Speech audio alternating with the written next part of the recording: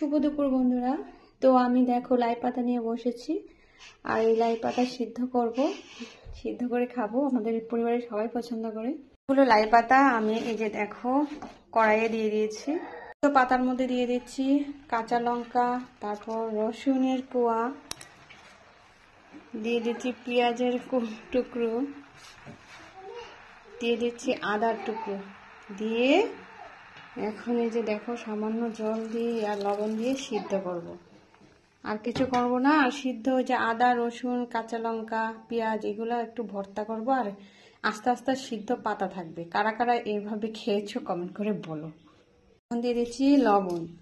আমার হাজবেন্ড খুবই ভালোবাসে, তো আমাকে একদিন বললো খেয়ে দেখো। আমি খেয়ে দেখি খুবই ভালোই লাগে খেতে। এগুলা যে পাহাড়ি অঞ্চলের যারা থাকে, মানে ট্রাইবেল বা উপজাতিরা, তারা কিন্তু খেতে খুবই পছন্দ করে, সিদ্ধ করে এরকম আস্তে আস্তে গরম ভাতের সাথে সিদ্ধ লাই পাতা আস্তে আস্তে খুবই ভালো লাগে।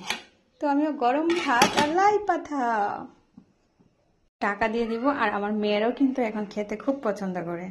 আর ও তো বলে মা হ্যাঁ লাই পাতা সিদ্ধ দাও। আর ঝাল করে করব, ঠিক আছে? ভর্তাটা আদা রসুন পেঁয়াজ আর কাঁচা লঙ্কার ভর্তা হবে।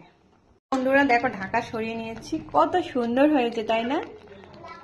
তো তোমরা কারা কারা খেয়েছো একটু বলো, ঠিক আছে? টাটা।